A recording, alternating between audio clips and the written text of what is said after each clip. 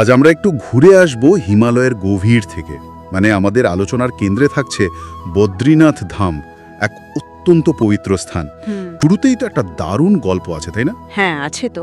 মানে বলা হয় যে ভগবান বিষ্ণু যখন এখানে প্রচণ্ড ঠান্ডায় ধ্যান করছিলেন, তখন দেবী লক্ষ্মী তাকে রক্ষা করার জন্য একটা বদ্রী গাছের রূপ নেন, কুল গাছ আর কি। ঠিক।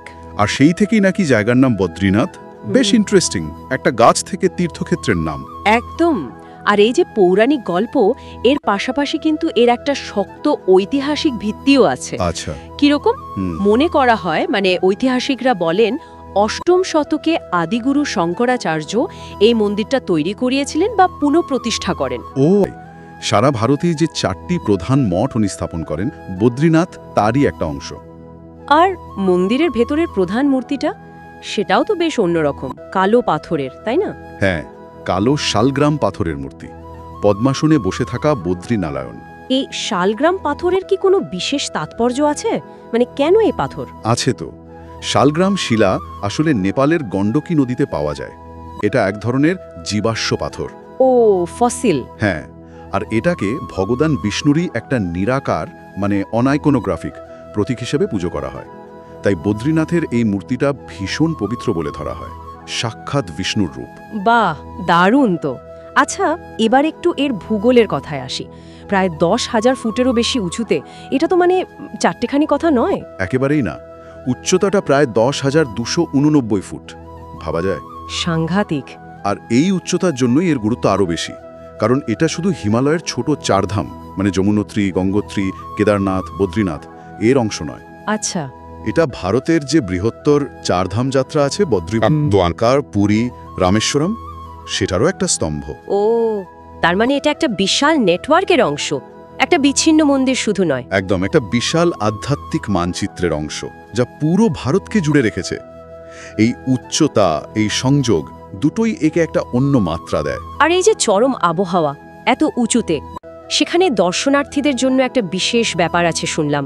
মন্দিরে ঢোকার আগে নাকি তপ্তকুণ্ড বলে একটা গরম জলের ঝর্ণায় স্নান করতে হয়। হ্যাঁ, এটা একটা খুব গুরুত্বপূর্ণ অঙ্গ এখানকার। ব্যাপারটা কেমন? একদিকে বরফ ঠান্ডা, তার মধ্যে গরম জলে স্নান। দেখতাই, একদিকে কনকনে ঠান্ডা, চারদিকে বরফে ঢাকা পাহাড়, আর তারই মধ্যে এই প্রাকৃতিক উষ্ণ প্রস্রবণ। এখানে স্নান করাটা শরীর আর মন দুটোকেই শুদ্ধ করার একটা প্রতীকী প্রক্রিয়া বলে মনে করা হয়। আর ঠান্ডা একটু আরামও হয় নিশ্চয়ই। তা তো বটেই। তীর্থযাত্রার কষ্ট কিছুটা হলেও লাঘব হয়। তবে এই যে তীব্র শীত, এর জন্যই কিন্তু মন্দিরটা বছরের অনেকটা সময় বন্ধ রাখতে হয়। ও তাই? কখন বন্ধ থাকে? মূলত শীতকালে, মানে ধরুন অক্টোবর নভেম্বর থেকে এপ্রিল মে পর্যন্ত, যখন বরফ পড়ে খুব। আচ্ছা আচ্ছা, তার মানে যখন কেউ প্ল্যান করবে, এই সময়টা মাথায় রাখতে হবে। অবশ্যই, গ্রীষ্মকালেই মূলত তীর্থযাত্রাটা হয়। আর এই যে এত কষ্ট করে যাওয়া, এত নিয়ম কানুন, এর পিছনে তো একটা গভীর বিশ্বাস কাজ করে। বলা হয় যে একবার বদ্রীনাথ দর্শন করলে নাকি জীবনের সব পাপ ধুয়ে যায়, মোক্ষ লাভ হয়। এই বিশ্বাসটাই তো আসল, এটাই মূল চালিকা শক্তি। এই মোক্ষ লাভের ইচ্ছেতেই মানুষ যায়। নিঃসন্দেহে ভগবানের দর্শন পাওয়া আর জীবনের শেষে মুক্তি বা মোক্ষ লাভ করা, এই তীব্র আকাঙ্ক্ষাটাই লক্ষ লক্ষ পুণ্যার্থীকে প্রতি বছর এত কষ্ট স্বীকার করে এখানে টেনে আনে। সত্যি। তবে ব্যাপারটা শুধু মন্দির দর্শন বা তপ্তকুণ্ডে স্নান এখানেই শেষ নয় কিন্তু। ও, আর কি আছে? আশেপাশে আরও অনেক গুরুত্বপূর্ণ, মানে পৌরাণিক তাৎপর্যপূর্ণ স্থান রয়েছে।